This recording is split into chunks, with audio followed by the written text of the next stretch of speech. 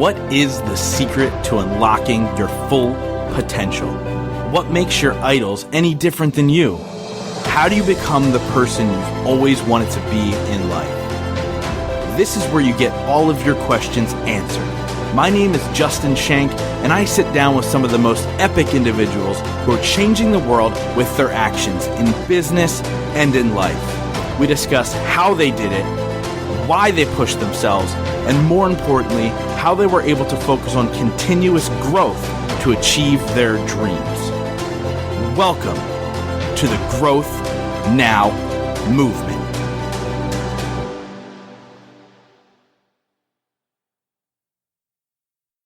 This week, I sit down with Pete Evick. Pete is the lead guitarist and producer for the Bret Michaels Band. They've traveled the world, they've played huge venues, and yet he's still a Virginia boy at heart. In this episode, we talk about his journey into music, how his mom was friends with Elvis, and he thought it was could have been a lie, but then how he found out it was true. Really cool story. Make sure you hear that one.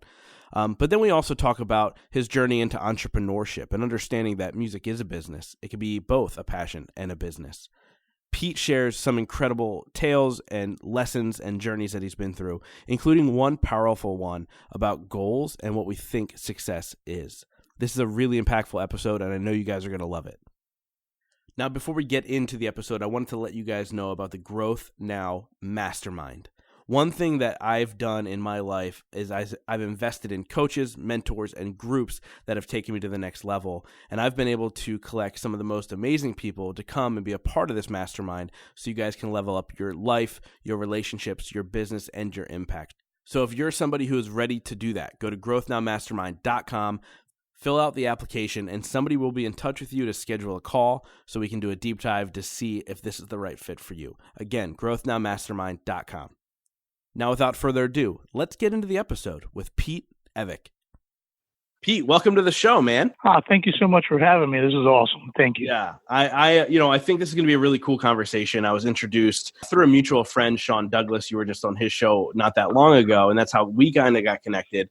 And I went into your backstory, and I was like, this conversation is going to be really cool because you do so many things. Obviously, most well-known as a musician and producer and songwriter. Obviously, travel with Bret Michaels Band, and you have your own band as well. But then you also are an entrepreneur and an author, and there's so many directions we can go.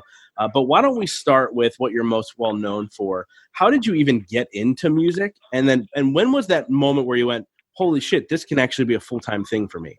So interestingly enough, I've discovered some new stuff in my life recently that I haven't gotten to tell anyone yet. So this is an interesting, the way you asked this question, I can answer, I can tell a new story I have. Nice. But how did I get into music? I was 5 years old, and my mother put a guitar in my hand, and she was an enormous Elvis Presley fan. Turns out she knew Elvis, and that's my story I'll tell you in a few minutes. Wow. She would go see Elvis before he was famous down there in the Memphis area and the Tupelo area, and she was a fan and a supporter, just like I had, I have locally, and that's pretty interesting. And she wanted me to, basically kind of maybe be the next Elvis, and I was completely uninterested. I wasn't into it. I was 5 years old, and I didn't really care much about Elvis. And then one day I saw Kiss on TV. And that changed everything because Kiss looked like superheroes and monsters, and they played guitar, and then I got hooked. And, so then I was into it. And by my fourth grade talent show, I was playing Kiss songs. And then in my eighth grade talent show, I was playing Van Halen songs.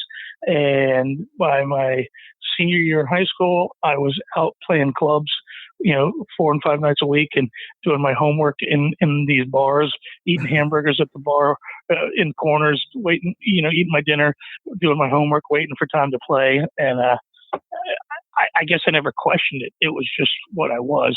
So I think part of my, it's weird to say success, because sometimes when you say success in the music business, you think of, Bon Jovi or Kelly Clarkson or Dave Matthews or the success is I've been able to feed my family by playing my guitar. Yeah. And so I'm not, my success in the music business was basically because I never even thought about anything else. There was no fallback. There was there's just no alternative. I just played music, and that's how I made my money. And then I continued to make my money, and you just kind of do it. And you mentioned that you mentioned me being a musician and then an entrepreneur. A real successful musician, no matter what level musician you are, and there's a million levels of success. You can play locally and feed your family. You just play in solo acoustic in every bar in the town you live in 5 nights a week. But you are an entrepreneur. If you're a musician, you're an entrepreneur because you're your product. And if you're doing it correctly, you're selling yourself from day one. So they kind of tie together, if that makes sense. No, that makes total sense. And I like that you kind of took it there, because I have friends that are musicians as well. And, they kind of live in that world of like, well, it's my passion, it's my craft. And then when I say, well, you got to look at it as a business, it kind of skews. So how are you able to kind of walk that line of knowing that it's a business, but still kind of creating it and continuing to do what you love? Does that make sense? Yeah, it's interesting that you asked that question. Oh, let me. Can I go back and finish the thing about so interestingly enough, I mentioned that my mother had known Elvis, and all these years, she passed away when I was 25, and she was a very spirit woman and took a lot to the grave with her. And so it's almost, maybe it was folklore that she knew Elvis. I mean, she wasn't a dishonest woman. There was no reason for her to lie. You know what I mean? Mm-hmm. But it seems weird because you don't really meet anyone that did. You know what I mean? And so anyway, this year with the Bret Michaels Band, we performed at Graceland. Graceland has made a concert venue on the grounds, and we were the first band ever to play the hall. And inside that hall, there are pictures of all these cool pictures.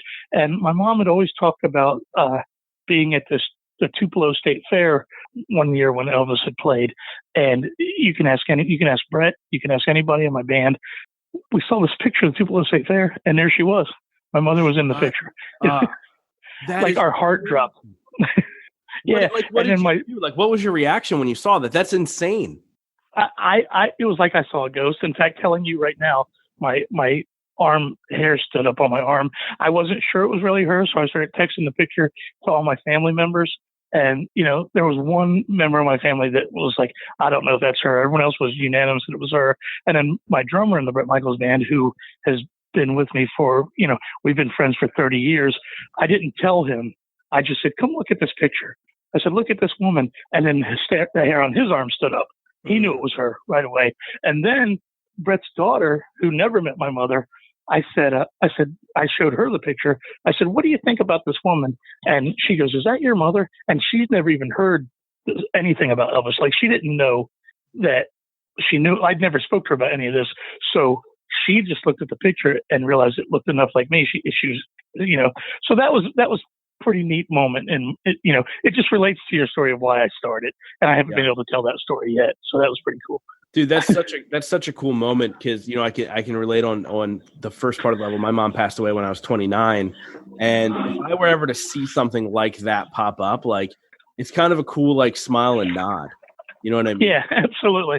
Well, it was certainly a my mom's here with me today message. You know what I mean? It was pretty cool. I'm sorry to hear that your mom passed away at that age. I always say it's an interesting age because the 20s are an interesting time to lose a parent because you're not a kid anymore, and it's not supposed to be this incredibly devastating blow like, oh my God, my mommy's passed away. But you're also not old enough that you're really thinking that time's coming. Very, very unique time to supposed to be an adult and deal with the passing of a parent. At least it was for me. Oh, for sure. Like, somebody had actually said to me, I interviewed somebody, and they said it's a club full of people that, and like, it's cool to be in the club, but you don't actually want to be in the club. Like, there's so many people that from parents that die around that same age, and it's almost like them right away. Like, it's an instant connection. And so, it was an interesting time for me too, because, obviously my mom was my best friend. And so transitioning into being an adult and getting to know her on a different level, and then it just being taken away, that's really was the thing for me. But anyway, right. But yeah, it's absolutely crazy for sure. But no, so first of all, I appreciate you saying you're sorry. I mean, that's something that you understand, and so it means a lot. So thank you for that. Yes, sir. But when we go into the music and the entrepreneurship, and you're walking that line of like, it's a business, no, it's a passion. How do you balance that and make sure that, hey, look, because like you do the production on all these songs, so you're the person who takes it and goes, okay, this is radio worthy versus passion. Like, how do you kind of walk that line? Interestingly enough that you say that, I have lately I've talked to I've reconnected with a lot of my old high school friends, and I have the same conversation with all of them about how I was always business driven. I always took it serious.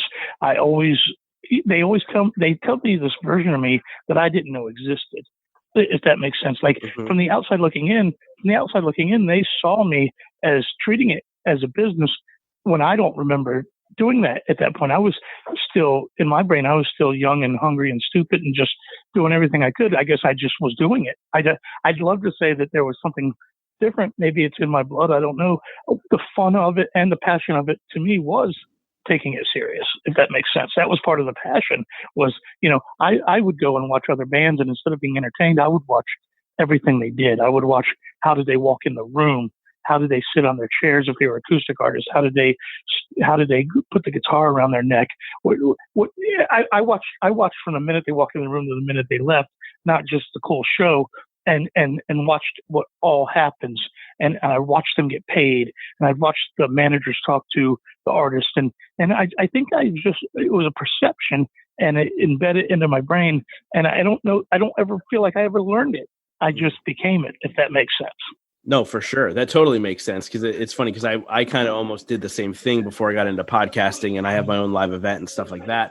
But I would go to live events and I would watch how they did all the things in between. But like, it's almost like that, right. That was more the passion than what was being said on the stage.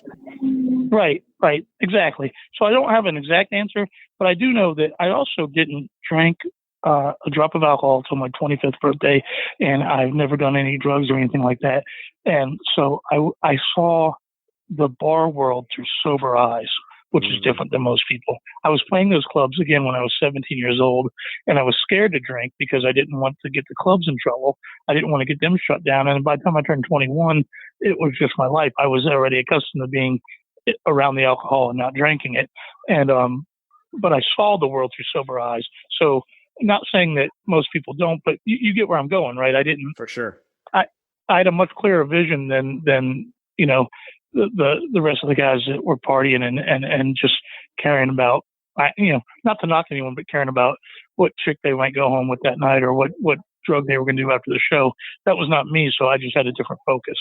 No, and that's huge. And like, because you hear so many stories of people, in bands that become popular and they kind of go down that line. But for you, it was like, hey, I was already in the mix before I could even drink. So I wasn't even, drawn into that world. And so you could kind of watch the whole thing and be the person who handled the business side of things, which is kind of a cool take on that. So when you're going, right. Well, that also, sorry, you inspired me to say something that perhaps I've never said in another conversation, that I think is important. I had mentioned that I didn't want to get the club owners in trouble. And I think that it was kind of a revelation for me to have right now while I'm speaking to you. A lot of my life has been inadvertently looking out for other people and seeing the big picture. I need the club, so I don't need them to shut down. I need them so they can hire me, so they can pay me. And that goes a lot of ways in every direction with everybody in any business you do. But I do think that a lot of people think closed-minded.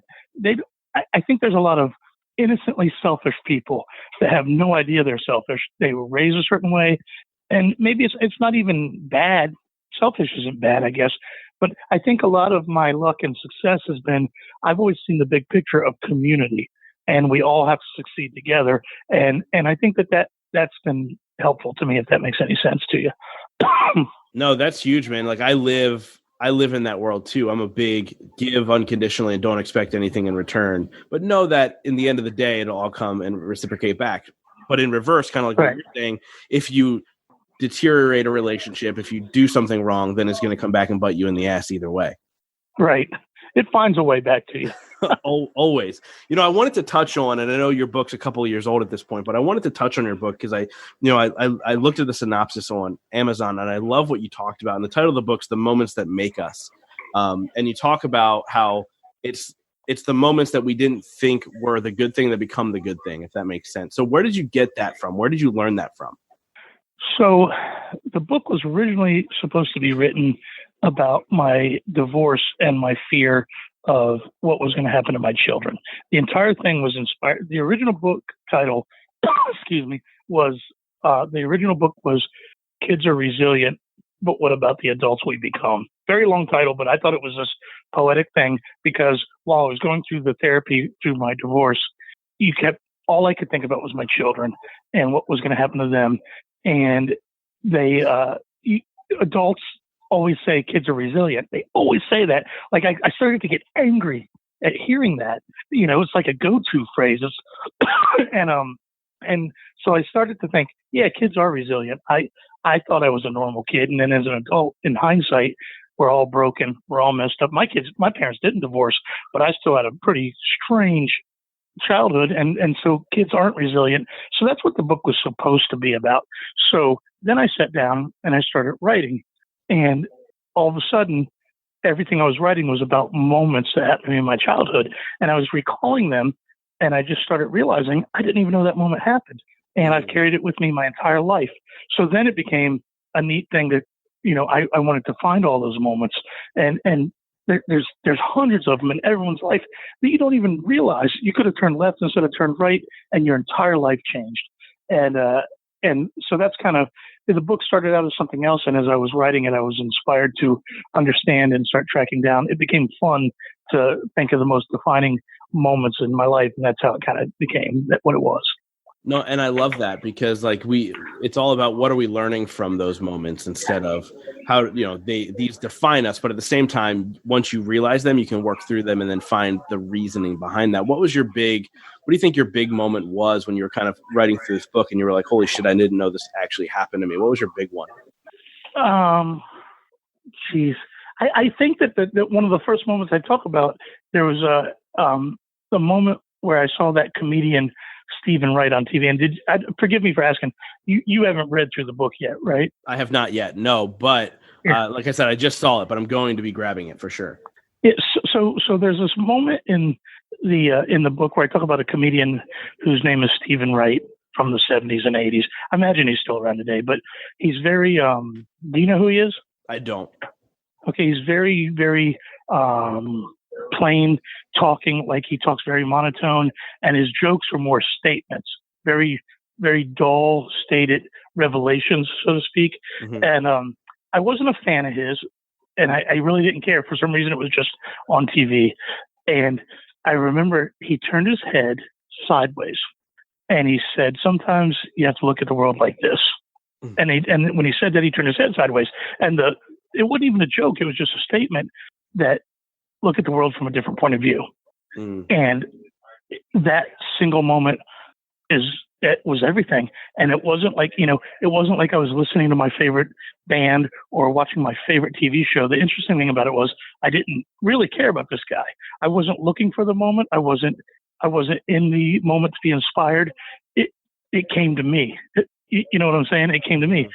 And he turned his head and he said, sometimes you got to look at the world this way. And I just went, oh yeah, that's it. To me, that meant think outside of the box. It meant don't fight peer pressure or fight the peer pressure if you needed to. It meant walk your own path. It meant several cliche statements that I live by with that one statement. Yeah, I love that moment because it's so true. It is about how you're looking at it, right? And how you approach things and all that stuff. Like, you're so wise. And obviously, as you go through your life, you've learned these things here and there, and you've picked them up, and now you've put them into the book, and you take them as an entrepreneur. Like I mentioned, you're an entrepreneur, yes, in the music industry, but you also have a candle company as well, which we can get into. Like, how does somebody who, travels the world playing music get into the candle company? That's something that's kind of crazy, right? Yeah, I actually get asked that question a lot. And when I started the candle company, I was prepared to get that question because I knew it was coming. Sure. I knew it would be coming.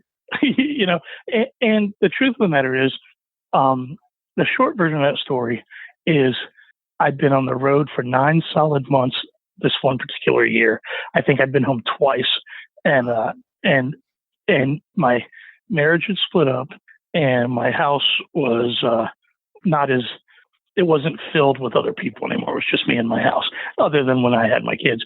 But so I had a lot of quieter time than I'd ever had in my life, and I was sitting there, and I was sitting there, and I had these 3 candles lit that were supposed to smell like a wood burning fireplace. And I remember looking at them and just staring at them, kind of maybe 1 or 2 o'clock in the morning, and all the lights off, and just staring at these candles. And all of a sudden, I thought to myself, I've never had a hobby in my life. I've never done anything but play this guitar. I don't know I don't even know. This is ridiculous. I'm a 47-year-old man. I don't know how to play football or baseball. I don't have a clue how to. I don't know anything but the guitar. Wow. You know what I mean? Yeah. It's just what's always been. And so anyway, I said, I've never had a hobby in my life, and that candle doesn't smell the way I thought it should. I wonder if I could make one. And I have a hobby store right down by my house, like a walking distance. So like the next day I got up and I went to the hobby store, and that was really weird. Just, if you haven't seen a picture of me, I could be a close second to Vince Neil, the singer of Motley Crue. And so I'm walking around this hobby store, and all these, suburban mothers that are buying their crafts for their kids or stuff. I was certainly out of place, if that makes sense. And, I could feel the stares on the back of my neck, but I got all the stuff it took to make a candle, and I went home and I started to make the candle. And then out of nowhere, the obsession that I had as a child to learn to play guitar took over. I'd never felt that way since I was a kid. And all of a sudden I felt that way again, that I'm going to stop at nothing till I'm the best at this. And I don't want to get religious, because it's certainly not religious. I think the closest term may be divine intervention. A lot of times in my life, the messages have been delivered to me, if that makes sense, downloaded into my brain, without me asking. And so anyway, all of a sudden I was obsessed, and weeks went by, a couple months went by, and all of a sudden I knew everything you could possibly know about the candle business. And the one thing that I learned is that Yankee Candle, the biggest candle company in the world at the time, had done $2.4 billion domestically that year. And I'm not a greedy guy. I'm a simpleton. I live very simple. I don't have multiple cars. I don't have multiple homes. I'm really happy with a small home. But I would like the security for my family. Nobody's making $2.4 million in the music business anymore. It doesn't exist. So anyway, I thought to myself, my kids are both going on this path where it looks like they're not going to be college educated. They're my path.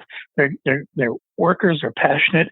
They're artistic, but they don't like school, and they don't like normality. They're going to fight the system. Let's just say that they're sweet kids. They don't break laws. They don't do bad things. Just like me, they just have a disregard for what the world's supposed to be and what they're supposed to do. And so I thought, all of a sudden I got afraid. I thought to myself, oh man, let me teach my kids, because they're not musicians and they don't aspire to be musicians. I said, let me teach my kids a little about entrepreneurism. Let's make a website and just start selling candles. So it started as an obsession to try to make this one candle I bought better than the store-bought candle. Once I got to that level, I thought, let's show my kids this the entrepreneurial spirit and teach them that if I sell a candle for $25, I didn't make $25. Yeah. And I think that it grew the way it grew out of innocence. And I think that that's a big part of things that people miss in all their business. People that are striving to be rich, to get rich quick, to be popular, it runs from you if you're searching for it. If you believe in something, it grows. And I think that's a big lesson. And for some reason, I became truly passionate about it to the point where I wanted it to succeed, not for my bank account. I just wanted it to succeed. I thought that I'd made a better candle, and I wanted to deliver it to the world. And it just continued to grow, and here we are today. Now, I love that too. And like it's the prime example of find a passion, become obsessed with it, become the best at it, and then figure out how to make it a business. And it could be Right. by going and giving it a try and it failing, and then trying a different way and it failing. But at some point, if you keep trying and you're truly passionate about it, then it's going to become a thing. And like you said, now it continues to grow today, which is phenomenal. You had mentioned, almost like not really knowing and just trying. And like a lot of the things that I've started saying recently is like ignorance is bliss, right? So like I just sold out my first live event a couple weeks ago, and people were like, well, you can't sell out a first live event, but I did. And yes, you can. Congratulations, buddy. No, thank you. Congratulations. That gives me chills. You have to. You had to sell out. You have to. And now the bar is set for yourself. That's great. Sorry. Yeah. No, thank you so much. I appreciate that. But I think it was like ignorance is bliss, right? Nobody actually told me I couldn't do it. So I just went and did it. So now next year I'm doubling it in size, and hopefully we'll continue to grow this thing. But the main thing is, like, sometimes if you put your blinders on and you focus on what it is you're passionate about, the people that are paying attention are passionate about that. And that goes back to the music, right? So if you're passionate about the music you're putting out, your fans will be passionate about it. Do you find that to be true? Say that again. I don't know if I heard that exactly right. Can you say that again? I was talking about how, like, I believe sometimes when you put blinders on and you just focus on what you're passionate about, then the people that are supposed to be passionate about it with you, like your fans, are passionate about it as well. Do you find that to be that way in music? Yeah, I would say that. It just like anything else. I would say it in a less kind way.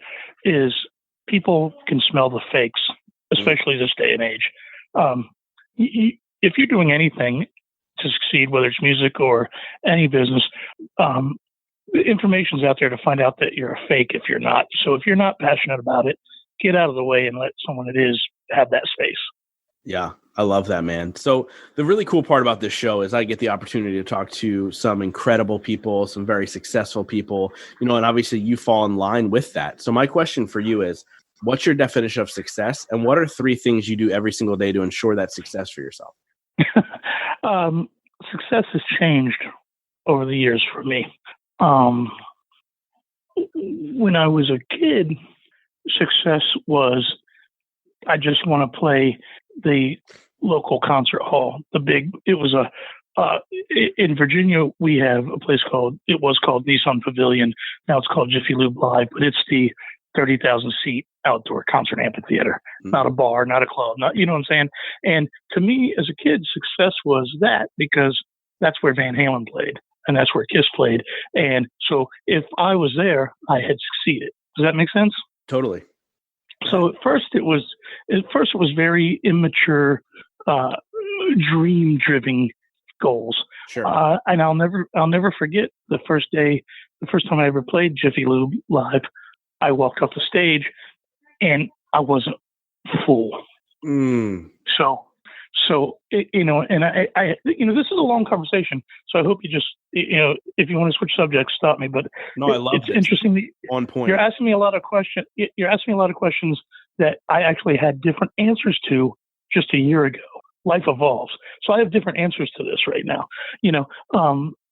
so I remember, how do I say this correctly? I love playing music. I've played music my entire life. As I've said, I've been on the road since I was 17 for the most part. And I love it, but it takes a lot away from you. You miss funerals, you miss birthdays, you miss weddings, you miss cookouts and get-togethers. And if you happen to be at a cool 4th of July party, you're working. If you happen to be at a great Halloween party, it's because you're the entertainment. And so the sacrifice that you truly give up, a lot of people don't understand. I remember I used to explain to my wife, who was a bartender, but she would always be like, well, you're just out there having fun. And I'm like, no, I'm actually, forgive me for what I'm about to say, because people may take this wrong, because again, I'm grateful. But sometimes you're a zoo animal. Yeah, we're all at the same place, but I'm behind this cage and I'm up on the stage. I can't walk to the bar with my buddy and get a drink, or I can't step outside and talk about what we did last week, because for the next 3 hours, I'm I'm being hired to be up here to entertain you. Does that make sense? Totally. So not that I'm not grateful, but eventually after 30 years of this, you've missed everything, including my children growing up. And that starts to wear on your soul. It starts to wear on your soul. And so anyway, I got off the stage playing Jiffy Lube, and I remember thinking that once I walk off the stage, I'm going to be good. I can leave. I can quit this business and go on to something else where I'm close to my family at home and see everybody. And that was my childhood goal. And as I was handing my guitar to my guitar tech that night, I was trying to feel that. I was trying to let that like sunshine come over me, and it didn't. And I remember thinking, oh man, that wasn't enough. I need more. And I didn't like that because I don't want to chase this the rest of my life. Does that make sense? You know what I mean? And so anyway, years go by, and there's always another goal. We played under the arches in St. Louis on 4th of July for over 100,000 people. And I remember thinking, oh man, that's success. That is, it's not going to get bigger or better than that. That's huge. And then we do, just a few weeks ago, we played the Stagecoach Festival, which is the largest country music festival in the United States, out in California. It's part of the Coachella thing. Yep. And, there were 80,000 people there, and it never fills the hole. But let me tell you what did fill the hole is my favorite artist of all time is Sammy Hagar. I don't know if you know who he is. Sammy, okay, I don't know we didn't discuss what music you like or whatever. Sammy is my favorite. And we've opened up for him several times. I've met him several times. He has a TV show, and one of the episodes last season, Bret was his guest, and I was there. I got to be on the show, but I spent a lot of time with Sammy that day, and I grabbed an acoustic guitar and I started playing some old Van Halen songs, and he goes, "You know that?" And we started laughing, and he, at the end of the day, he grabbed my arm and he shook my hand and he looked me in the eye. And, I'm in the entertainment industry. I know what's real and what's not. And he looked me in the eye and he goes, "Man, you're the real deal, buddy. You're awesome." And he just very much complimented me. And then he got in the car and he left. And then he texted Bret and he said, "Make sure you tell Pete, how great he is and all this stuff." And that instant, when I wasn't looking for it, which there you go again, be careful. When you're not looking for it, it's when it happens. That instant, the bug left. And from that moment, it's been a year now. From that moment past, if my music career ended today, I'm finally okay with it. So the definition of success in a music career, I didn't realize came from being seen as good by the guy I think's the best. Does that make sense? That's all it took, was my favorite person in the music industry to give me a nod. And it washed out of my body like I was in a shower. It was an amazing, I felt the physical sensation of that urge leave my body. Does that make sense to you, what I'm saying? Yeah, that makes total sense. And I also love the fact that you reached what you thought it was and then you felt empty. Like there's a lot of power in that part too. Yeah, so success has changed over the years, because then for a while success was money. That happens to everybody. It does.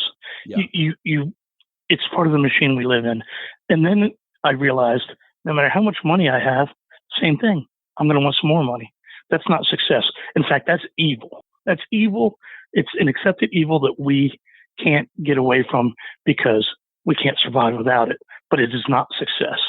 Success is solely being able to pass your information successfully on to other people. That's how you live forever.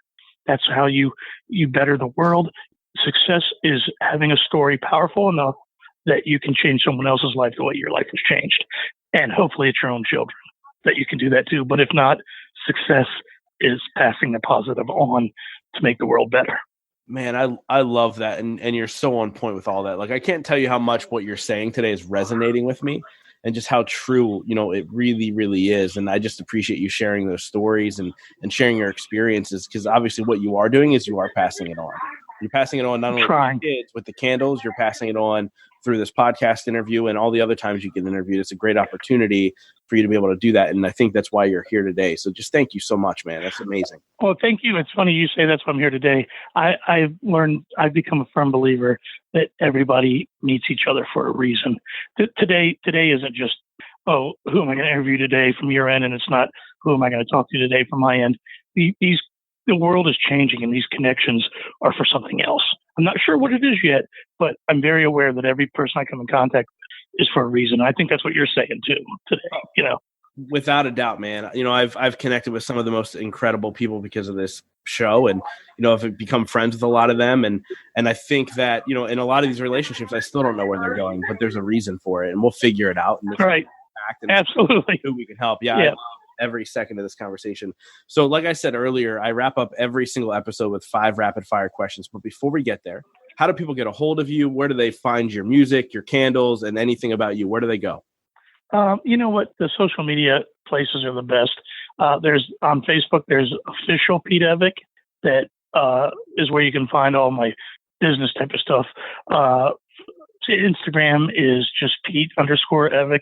You can find anybody anywhere these days. It's not that hard, True. And just my social media. And I'm not a social media hog, or it doesn't rule my life, but I do my best to try to respond to anyone I can. Unless, I honestly, sometimes there's some silly questions or stupid questions, or somebody that is, I probably won't respond to you if your thing is, oh my God, I wrecked my car today. It's very important that you get Bret Michaels to call me. I'm not going to answer to that. You know what I mean?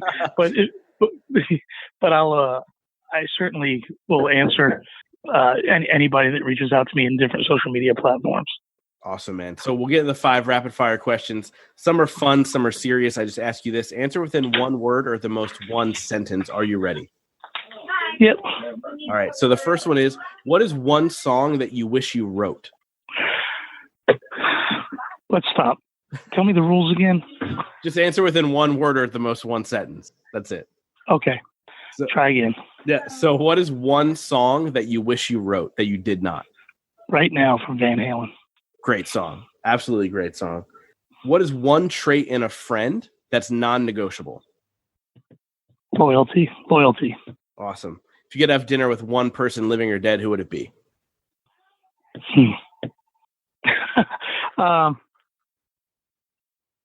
Geez, give me 1 second. That question is overwhelming because I've had dinner with a lot of people that younger me would have said that too. Yeah, right? Sure. That question would have been Sammy Hagar for a lot of years until last year. So you had dinner with him. Got it. Yeah. You know what? Right now, and this will change, Elon Musk. Be an interesting conversation for sure. At the end can I change that? Of course. Bob Lazar. I don't know if you know who Bob is, but Bob Lazar. First of all, I just watched the documentary and I'm in the middle of the Joe Rogan interview. So I watched the Joe Rogan thing last night. Holy crap.